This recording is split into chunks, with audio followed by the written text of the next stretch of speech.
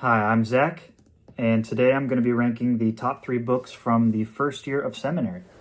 And these books are only going to be books that I've read all the way through, and it also excludes the Bible or any books that I've only read excerpts from for certain classes. So as I finish up my 3rd semester of seminary, it's the first year, including the summer semester, I am just reflecting back on these books that I've read and seeing which ones I really enjoyed.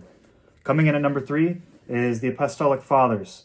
It's by Michael W. Holmes, but really the books that are in here, the epistles, the letters, the writings are from many different authors from the 1st and 2nd and 3rd centuries of the early church.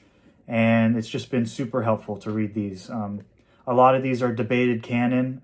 As you know, the Protestant Christians most often hold to the 66 books as being canon and nothing else. And there are lots of reasons for that we go into in this class, but this is the books that weren't included in the canon. Some for good reasons, some for debatable reasons, as it depends on who you ask. But this book, even if they're not canon, are all these letters, these writings, these epistles, these different marks of history in the early church are super helpful to read and very encouraging in the faith. So I very much recommend that. And it has, if you look in, it has the Greek on one side and then the actual writings on the other side. So if you're studying Greek or the ancient languages, it has all that as well. Coming in at number 2 is Albert M. Wolter's Creation Regained. It's a very short book, a little bit less than 200 pages, probably 130 pages or so. So it's a little bit more than a little bit less than 200 pages. But it's it's just outlining what is the fullest extent of the gospel. If the gospel begins, in creation and then it ends in the consummation, then why do we only focus on, the fall and redemption when we talk about the gospel? So it really tries to expand our view that the gospel isn't just spiritual, but it's also physical, and all things will be made right in the physical and spiritual realms, and you can't separate them. So that was just a really, it was a book that really challenged me in kind of how I viewed the physical reality, and that the things that we do on this physical earth do matter. It's not just that we're going to trash this and leave it one day. Jesus came as a human. He lived as a perfect, human in the physical realm, and he hasn't lost that part of his nature. I shouldn't say part. He hasn't lost that fully human nature. And I think it's just a very wonderful book that goes into that.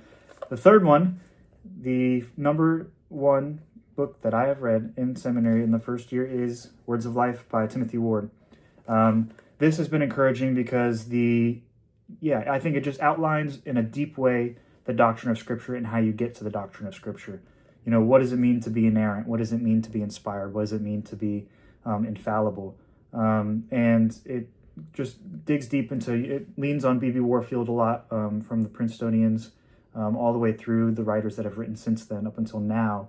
And then it also debates a few other books. We had to read this other book called Proper Confidence by Leslie Newbigin, which was another great read, but it debates it debates that book by showing that, the gospel is rooted in fact. The Bible is fact, but it's just as good and spiritual and important to the story of the gospel as any metaphor, as any thing that isn't rooted in historical fact, I guess. And that's a confusing way to say it, but I just say give it a read and you can find out for yourself what he has to say. So I recommend this book for anyone who just wants to read on the doctrine of Scripture and why does Scripture have the authority that it has, and why is it different? Why is it inspired by God? Why is it breathed out by God, as 2 Timothy 3:16 says? And just great.